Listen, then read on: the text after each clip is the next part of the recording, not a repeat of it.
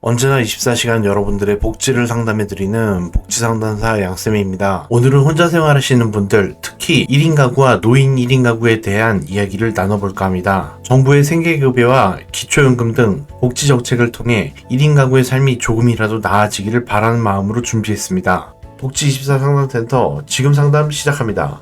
먼저 1인 가구의 소득 구조부터 설명드리겠습니다. 1인 가구의 중위소득이 다른 가구에 비해 낮은 이유는 보건복지부에서 발표하는 기준 중위소득이 가구 구성원 수에 따라 다르게 책정되기 때문입니다. 올해 1인 가구의 기준 중위소득은 222만원, 4인 가구는 약 572만원 정도로 설정됐습니다. 기준 중위소득이란 전국 가구 소득의 중간값을 의미하며 이 금액은 여러 복지제도의 수급자 선정 기준이 되기도 합니다. 1인 가구는 주로 사회생활을 시작한 지 얼마 안 된 청년이나 일하기 어려운 노인이 많습니다. 이들은 다른 연령층이나 가구에 비해 소득이 낮고 재산이 적어 기준 중위소득도 상대적으로 낮게 책정될 수밖에 없습니다. 때문에 최저임금만 받아도 상대적으로 많은 소득처럼 보일 정도입니다. 코로나19 시기에는 재난지원금을 기준 중위소득 80% 이하 소득 가구에게 지급했는데 1인 가구가 이 기준에 맞추기 어려워 불리하다는 지적이 많았습니다. 소득은 낮지만 주거비와 생활비가 고정적으로 들어가다 보니 1인 가구는 다른 가구보다 경제적으로 더 어려운 상황에 놓이기 쉽습니다. 첫째, 1인 가구의 경제적인 어려움. 1인 가구는 다른 가구와 달리 공동으로 지출할 수 있는 비용이 거의 없습니다. 전기, 가스, 식비 등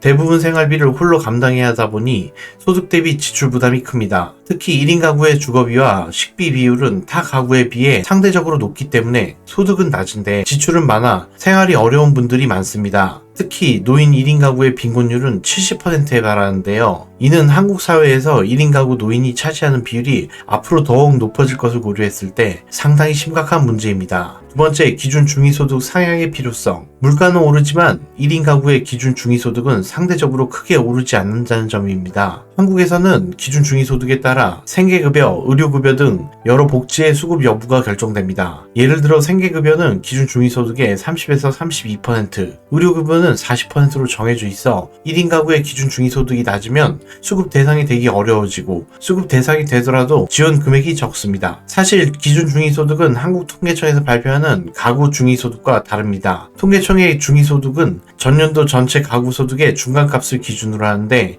기준 중위소득은 이를 바탕으로 물가 상승률 등 경제 지표를 고려해 계산됩니다. 기준 중위소득 자체가 복지 정책에 따라 달라질 수 있는 구조이기 때문에 1인 가구의 기준 중위소득을 높이면 도움은 될 수는 있지만 한편으로는 저출생 문제도 있기 때문에 신중한 접근이 필요하다는 의견도 있습니다. 그러나 누구나 언젠가 1인 가구가 될 수 있고 1인 가구가 잘 살아야 복지 사각지대를 줄일 수 있습니다. 더불어 복지가 개선되면 경제적 안정감이 커져 결혼이나 출산에도 긍정적인 영향을 미칠 수 있다고 생각합니다. 현재 한국 가구의 약 3분의 1이 1인 가구입니다. 따라서 1인 가구의 기준 중위소득을 적절히 상향 조정해 이들의 경제적 어려움을 덜어주는 것이 필요합니다. 셋째, 기초연금의 역할과 문제점. 또 다른 중요한 문제는 기초연금입니다. 보고서에서는 노인 1인 가구의 빈곤 감소 효과가 미미하다고 했는데요. 기초생활보장급여에서 기초연금 수급액을 소득으로 보고 감액하기 때문입니다. 예를 들어 한 달에 71만원의 생계급여를 받을 수 있는 사람이 기초연금으로 33만원, 국민연금으로 40만원을 받는 경우 기초연금을 소득으로 간주해 생계급여 수급 자격에서 탈락하거나 지원금 금액이 크게 줄어듭니다. 현재 약 9만 명이 넘는 기초생활보장자들이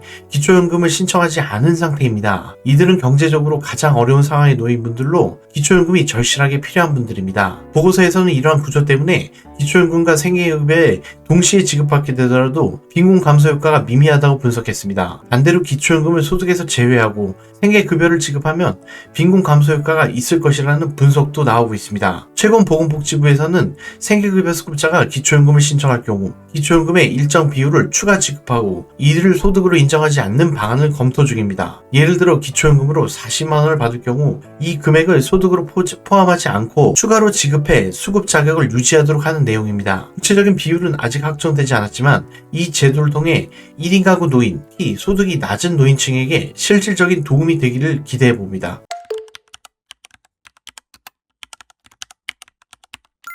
오늘 말씀드린 내용을 정리하자면 1인 가구의 기준 중위소득이 다른 가구에 비해 낮아 여러 복지 혜택을 받기 어려운 상황이며 기초연금을 생계급여 소득에서 제외하는 방안이 도입되어야 노인 빈곤 문제를 해결할 수 있습니다. 앞으로 1인 가구, 특히 노인 1인 가구가 증가하는 상황에서 정부가 1인 가구에 대한 기준 중위소득을 상향 조정하고 기초연금과 생계급여 수급 방식에 대한 개편을 바라면서 상담 마무리하겠습니다. 정부에서 받을 수 있는 내용들 하나하나 꼼꼼하게 챙겨보실 수 있는 방법, 신청하지 않으면 못 받는 정부 혜택들 복지24 상담센터에서 항상 챙겨드릴 테니까요.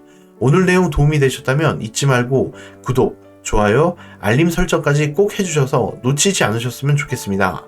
그럼 다음에도 알찬 정보와 함께 복지 상담으로 찾아뵙도록 하겠습니다.